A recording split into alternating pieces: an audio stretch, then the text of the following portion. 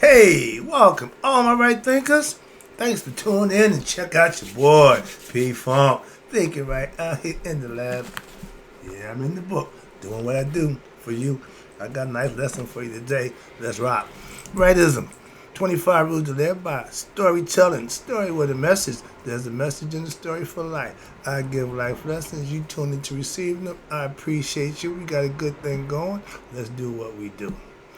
Rightism, 25 rules to live by. Storytelling, story with a message. There's a message in the story for life. I give you life lessons. You tune in to receive them. I appreciate you. We got a good thing going. Let's do it.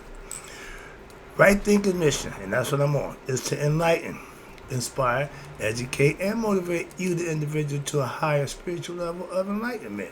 Right thinking's way of life through mental and spiritual discipline, practice daily, will help and guide you to attain your goal of reaching spiritual enlightenment, aka know thyself. My mission is that all right thinkers know thyself. If you're a right thinker, your goal is to know thyself. You see where we're going with this? Let's get there together. So I asked the question, do you know you? You will when I'm through. Excuse me. So, you will have to, yeah. So it's rhetorical. Excuse me, my tongue has got caught up. It's rhetorical. But if you don't have to answer for yourself, tune in. I can help you with that. That's what I do. A person who knows not and knows not that they know not is foolish. Disregard them. A person who knows not and knows that they know not is simple, but you can teach them. That's why I do what I do for you. I appreciate you too. Stay tuned. I got more for you. A person who knows not and believe and think that they know is dangerous. Avoid them. I do.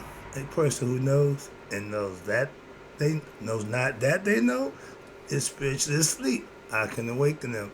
That's what I do. I'm a spiritual alarm clock here to wake you up. That's what I do for you. A person who knows and knows that they know is wise. Follow them. All these persons reside in you, right? Thinkers, know thyself and to Maya be true. Let me show you a picture. We about to get into right thinkers. Let's talk about semi-tawi of the Egyptian yoga postures. The yoga postures of ancient Egypt. And this is a whole full page. One side is the Egyptian gods doing their postures, and this is my teacher, Muata Ashby, putting them to you, his way. I will never do this. I'm gonna do one. I'm gonna do the one right here, and I'm gonna do the one right here. Anything laying on the floor, I'm with. But all the other stuff, nah, I ain't doing that. But now when I had the class, I would pick a few students out who athletic, who want to do that, and we go through it. I'll break it down for you. So I'm gonna do that from this perspective. I'm not be doing all that twisting and turning. All right. We did that already, meditation. Okay, I'm over here now. Now, I don't know if you can see this too clear. This is called the plow move. I'm not doing that either. You see, he got his leg bent all the way back over his head. Ain't happening. Okay, I ain't that limber. I ain't trying to be that limber. Don't know if I ever been that limber, but that's all about the yoga. It's about the elasticity in the body, stretching out and putting in a position where the body flow good. I mean, the energy flow and all that good stuff. I don't do that. This and Tantra, two things I don't mess with. But let's talk about it right quick. I can break it down for you. See, yoga postures of ancient Egypt, excuse me. Most people have heard of the practice of special postures as an East India originated discipline. They think yoga started in India. Actually, the system of movements to promote spiritual, enlightenment,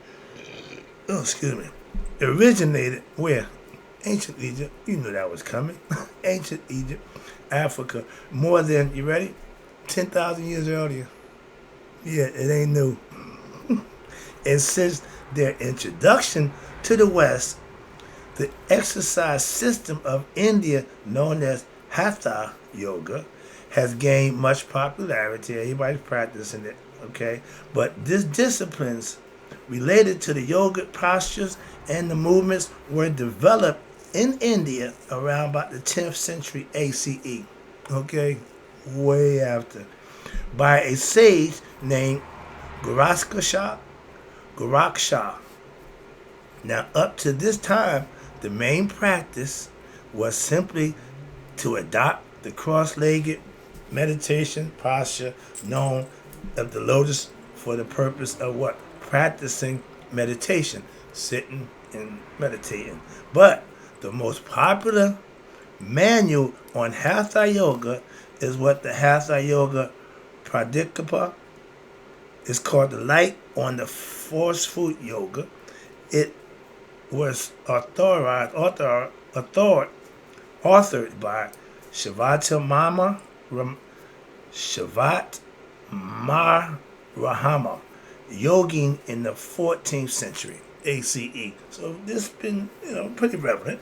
I just showed you a picture. That's the god Geb, and they call it the plow posture. It's engraved in the ceiling of the antechamber to the Assyrian resurrection room at the temple of Het-Hadu in Egypt. The photo was taken by Dr. Mutar Ashby. Below, it showed the illustration of the posture engraved on the ceiling. Now, this is what it looks like here. See that right there? Now, that's not going to be done by me. Down here, they show you that you got Newt stretching over. I'm going to show you that posture, but I'm not doing none of them. Okay.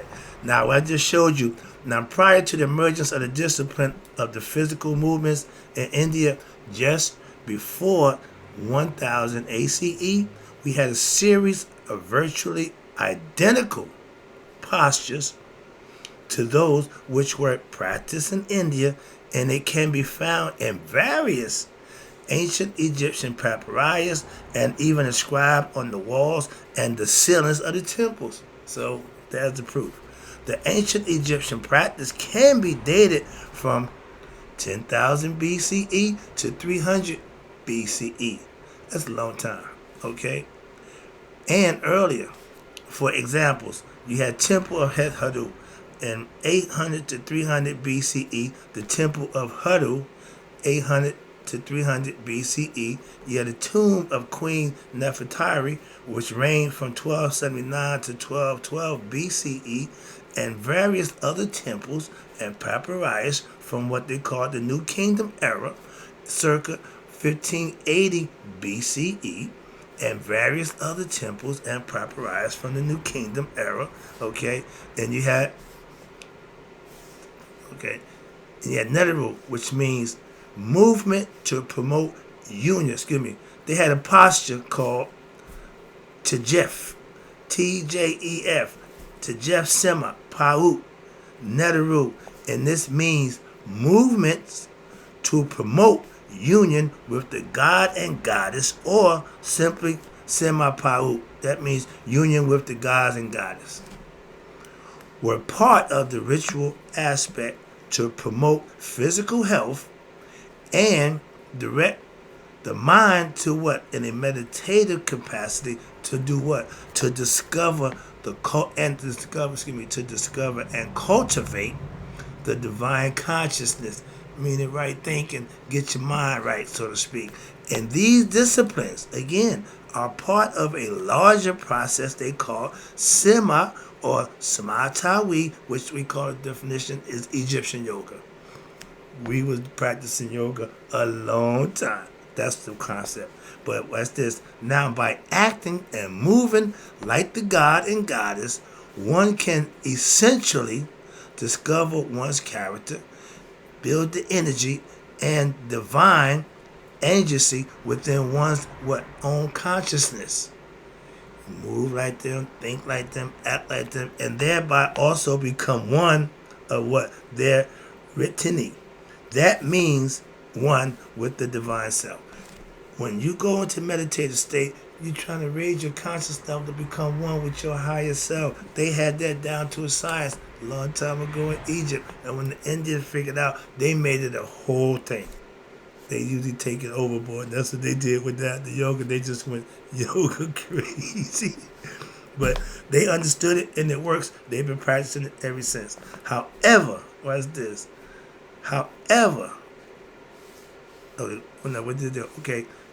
Now, in modern times, most practitioners of Indian Hatha Yoga see it primarily, what? As a means to just attain physical health only. They just see it from the physical aspect where they don't see the mental concepts of it. However, there we go. Even the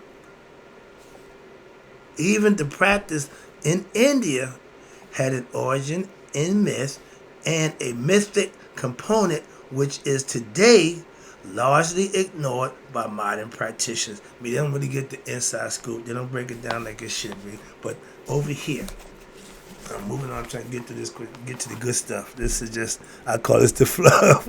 Alright, but see this right here? I showed you this picture before. You see right there, this is the noon, raising up the boat. That's Mayat, Tahuti, and Ra.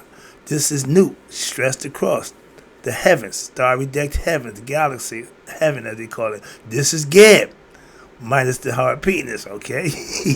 And this is Shu, raising her up. That's the sun disk, that's Ra, and then check it out. You got all the stuff going on here, alright? So that's the concept. Now, with the postures, you see Nut leaning over, and the Kemetic goddess Nut and Geb, the higher planes of existence. Above the center and to the right, you see the goddess Nut. She performed what they call a forward bend posture. And they said that's her body. This part is in the east. Her mouth and head part is in the west. When Ra comes down, Soka's in the west, goes through her body, come out, gives birth in the morning from the east. That's another concept. But that's what they was doing. But that figure I just talked about to the left, it depicts another conceptualization of the netherworld. Or the picture I showed you with Nut down here. Which the same time, the body of Nut is a forward bend. You see her the starry deck, yoga exercise posture. I'm getting to that in a minute. But the innermost goddess symbolizes what they call lower heaven, where the moon transverses in the physical realm. And the middle one symbolizes the course of the sun in its astral journey. This shows a differentiation between what? The physical heaven and the astral plane, as well as time and space in the physical and the astral plane. In essence, there's the concept of different dimensions and levels of consciousness. Again, the outermost symbolizes the causal plane. Now, I just showed you the picture of that. Now, here we go. We're going to go through the, I think it's 26 on the top and 22 at the bottom. Okay? But these are all postures. Now, I can't see the little fine print. Like, my eyes ain't that good, but I'm trying to get through this. You have varied postures found in the Kemetic papyrus and on the temple inscriptions. That was the figure 4. The top one is the figure 4. And then the bottom one, the practice of the postures, is shown in sequence below. This is the top part. You see, these are all. And if you look close, you can see some of these. Okay? The proud position right here. You see it? That's the boat I just showed you with Ra and Tahuti and Mayat. Then you got Shu pushing up. Then you got the outstretched arms. I don't know who that is. But then you got, again, that's Noon raising the boat up. Again, the concept. Then you got Nefertim sitting on the lotus flower. Then you got, I did this lesson with the creator, that's Khepri, lying still before he created anything. That was him, the creator of Neteru, or the Khepri creation concept. And over here, I think we got, look like the Sphinx, yeah, sitting around. Then you got Serket, that's the Scorpion lady. She's the Scorpion Serket. Then you got, that's Gab again, sitting back doing the twist. You got the, and all these got names on them, but I can't read that stuff on there. I just trying to go for memory and understanding when I see the picture. All right, that's my man Rowan. Now this is the fish that's supposed to be eating my Assad's penis. This is the whale on the first cover. You see, this is the reverse whale. She's limber. Oh no, that's the Sphinx down here. Excuse me. That's the Sphinx right there. I don't know what this is up here. Another concept. Okay, another concept for the Sphinx. Sorry. Then you got what? Now, see the guy doing the handstand? That ain't happening. But then you got Khepri right here, the scarab beetle. That's him. You got the handstand. I ain't doing that. Then you got Asar with the double serpents at the bottom. Aset and Nephthep. Then you got the divine caress where Aset and Nephthep again. Then you got, who was that with the head? Oh, that's Hathor, Hadu, sitting on the throne with the sun disk and the horns. Then you got, there you go, Newt stretched over again. This is Anubis, with the right hand to the chest, power sign, victory. Then you got the Sphinx again. Down here, dead body of the moment, that's Asar laying in the coffin. That's my girl, Isis. And there go my yacht. And this is the cover. This is Haru standing on, he's the master of himself. He's standing on the beast. He got the animals in his hand. He's the master of earth in this condition, in the human physical form. That's who we want to be. Okay, masters of ourselves. And the other ones, this is him going through all the positions. He's good at that. He do them. I'm not doing that. But if I was in class, we'd have had everybody going through the motion, through the postures. But that was the lesson with the postures. I don't do them. Try to break it down as best I could, get you a good understanding, and somewhat. But that's what it's all about. So what the point is, we were practicing yoga, the postures, a long time before India got to it. That's the concept. All right. Now I'm gonna take you to another area that I ain't proficient in, but I'm gonna get out the way and do what I gotta do with it. Semi-Tawiya Tantrism. Now, Tantrism is the male and female, and mostly everything they're gonna do is that male-female concept. So they're gonna have interactive intercourse and physical contact. Is he right here? It's gonna get a little pornographic, okay? But that's Newt. That's Geb. That's them coming out the embrace. That's the first time, okay? This is Asar laying out. That's Asar. That's Aset about to get pregnant from him. This is the Immaculate Conception right there. And you look at the bottom of the bed, you see all the gods and guys underneath there. Hold on 1 second. Yeah, sorry about that. But I'm going to cut the lessons short right now because I got some things to take care of. But I'll be right back with the next lesson. Semi-Tawi Tantrism. I'll be right back. In closing, excuse me, right thinkers, may you all live to be 100 and me 100 minus a day. So I've never known that my right thinkers have passed away. I'll be right back.